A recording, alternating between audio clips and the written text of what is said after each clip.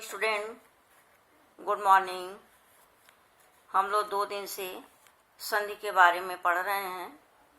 हमने तुम्हें बताया संधि किसे कहते हैं, संधि कितने प्रकार की होती है, स्वर संधि कितने प्रकार की होती है।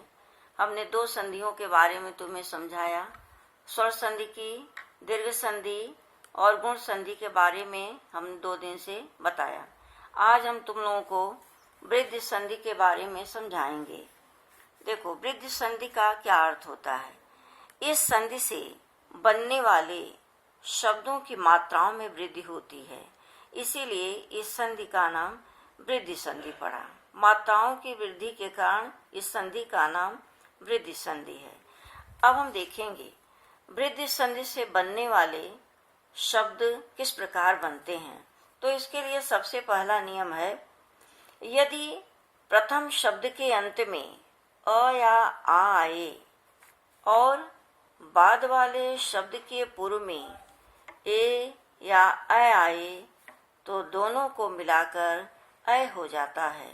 ध्यान से देखो, यदि प्रथम शब्द के अंत में अ या आ आए और बाद वाले शब्द के पूर्व में ए या ऐ आए तो दोनों को मिलाकर ऐ हो जाता है। एग्जाम्पल देखो, एक शब्द है एक, हमने इसका विच्छेद किया, 1 + ए। अब देख रहे हो, प्रथम शब्द के अंत में अ है और बाद वाले शब्द के पूर्व में ए है, जैसा कि अभी बताया गया नियम में, दोनों को मिलाकर ऐ हो गया है। अब देखो, यहाँ 1 लिखा हुआ है, क में हलन लगा है, क्यों?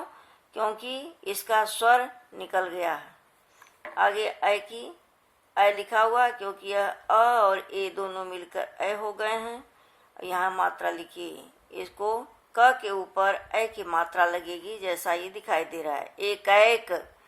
एक शब्द इस तरह से बनता है। दूसरा देखो, शब्द है तथैव। तथैव शब्द कैसे बना, यह वृद्धि संधि का उदाहरण है।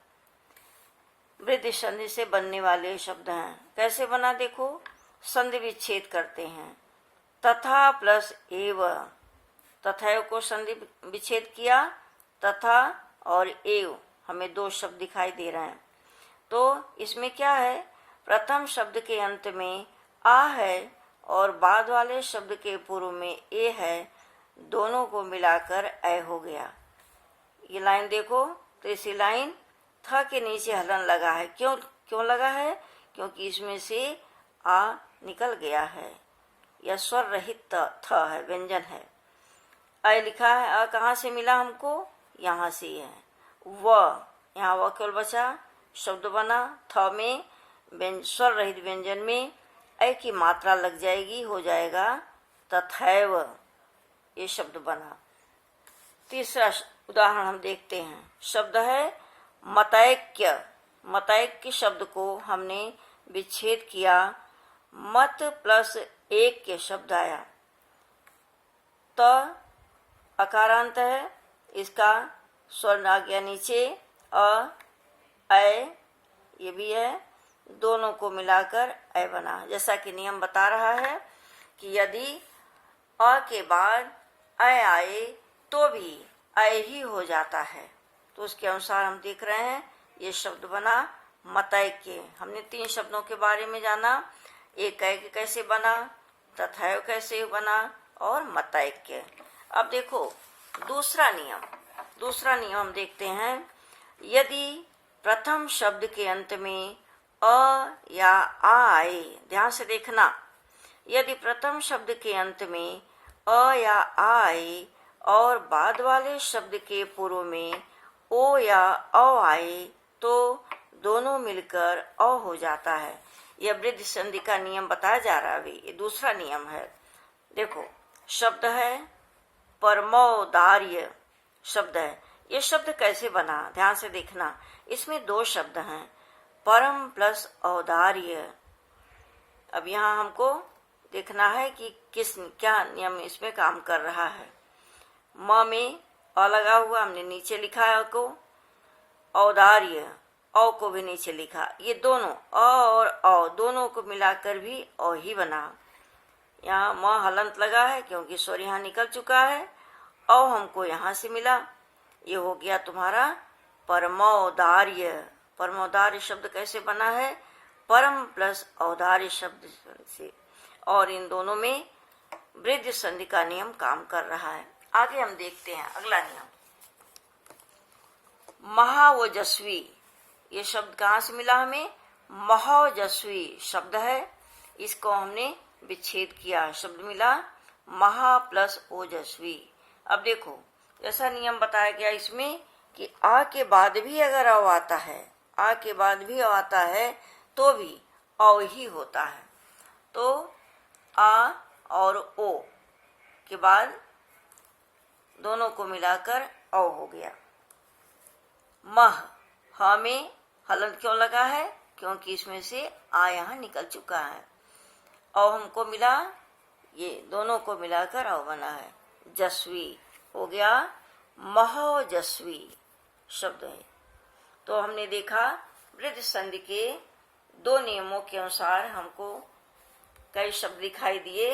ध्यान से देखो, एकैक्य, तथैव, मतैक्य, दूसरे नियम से परमौदार्य, महोजस्वी। वैसे तो इसके बहुत सारे नियम हैं और बहुत सारे एग्जाम्पल भी हैं, लेकिन तुम्हें हमने ये सारे शब्दों के बारे में बताया।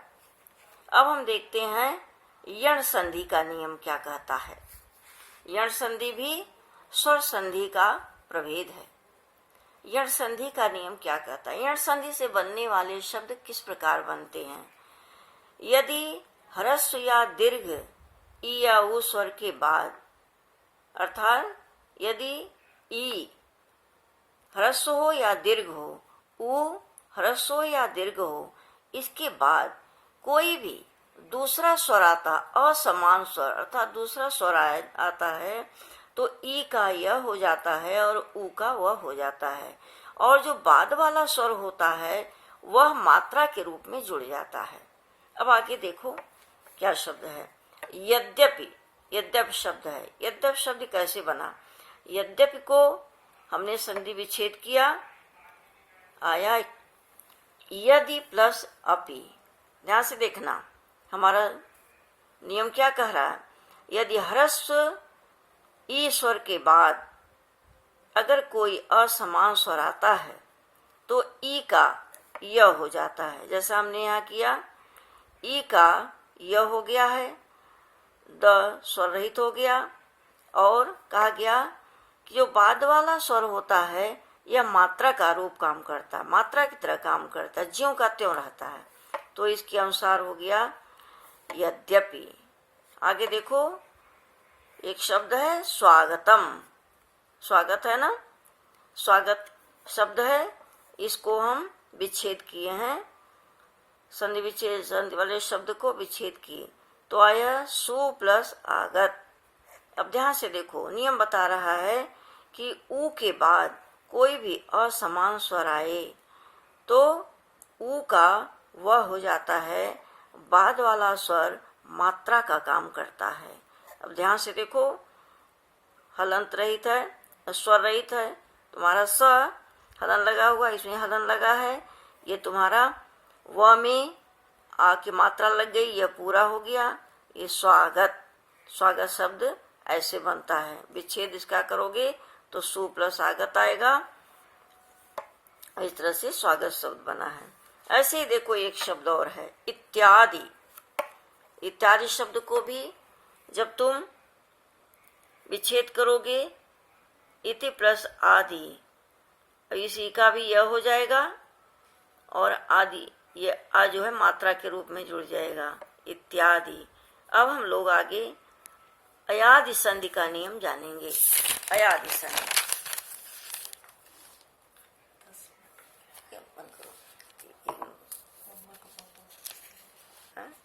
बता देते हैं। अयादि संधि का नियम देख लो बच्चों। इसमें बताया गया कि यदि प्रथम शब्द के अंत में ए या ऐ आए और बाद वाले शब्द के पूर्व में कोई असमान स्वर आए तो ए का ऐ और ऐ का आय हो जाता है।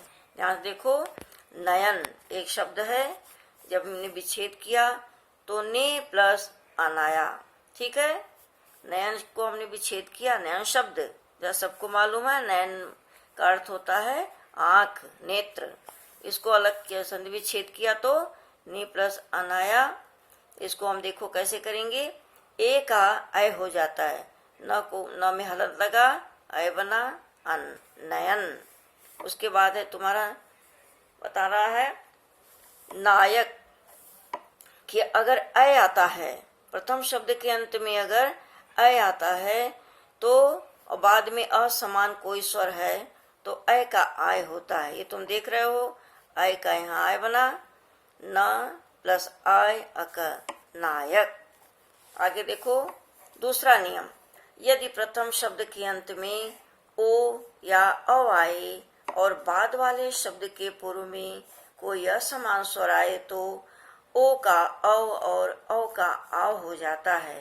ध्यान से देखो, पवन शब्द, पवन शब्द को संधि विच्छेद करो, पो प्लस अन, पो प्लस अन, तो ओ का क्या बना, अव।